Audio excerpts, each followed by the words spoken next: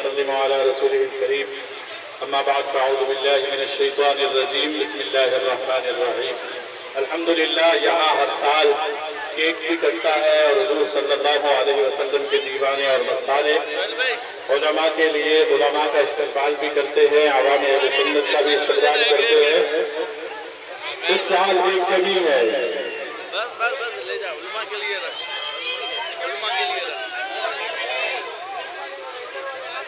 اس سال بھی یہاں استقبال ہو رہا ہے، لیکن ایک بات کا دکھ بھی ہے، افسوس بھی ہے کہ اس سال ایک شخصیت کی کمی ہے۔ حاجی محمد سالم اس وقت ہمارے درمیان موجود نہیں ہے۔ اللہ تعالیٰ حاجی صاحب کی مغفرت فرمائے، ہر سال وہ ہمارا استقبال بھی کرتے ہیں، یہاں بیٹھتے بھی ہیں، کیک بھی کاٹتے ہیں، لیکن اس سال حاجی محمد سالم اللہ تعالیٰ ان کی مغفرت فرمائے،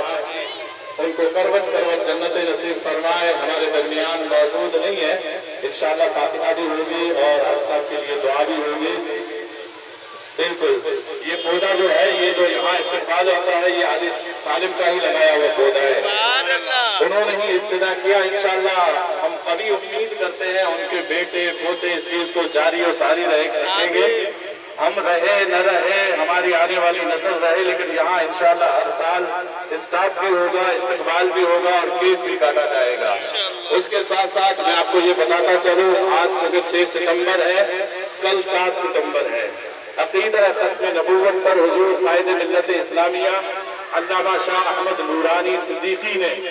جو ایک کیل ٹھونک دی تھی ان کے محلات پر، وہ 7 ستمبر ایک عظیم الشان تاریخ ہے،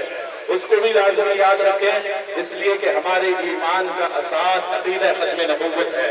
اس کی بنیاد عقیدہ ختم نبوت ہے۔ 13 تاریخ یعنی آنے والے ہفتے کو مرکزی جماعت اہل سنت کراچی ڈویژن کی طرف سے نشتر پارک میں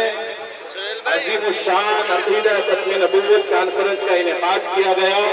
یہاں سے انشاءاللہ قافلے رواں ہوں گے، جن جن کے سماعتوں تک میری یہ بات پہنچ رہی ہے،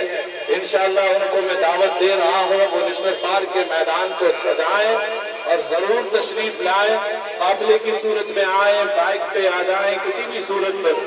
نشتر پارک میں لازم اپنی حاضری کو یقینی بنائیں، اس لیے کہ ہم قادیانیت کو یہ بتانا چاہتے ہیں کہ حضور اکرم صلی اللہ علیہ وسلم کی ناموس پر، عقیدہ ختم نبوت پر ہماری جان، مال، تن، من، دھن سب کچھ قربان ہے۔ نعرہ تکبیر، نعرہ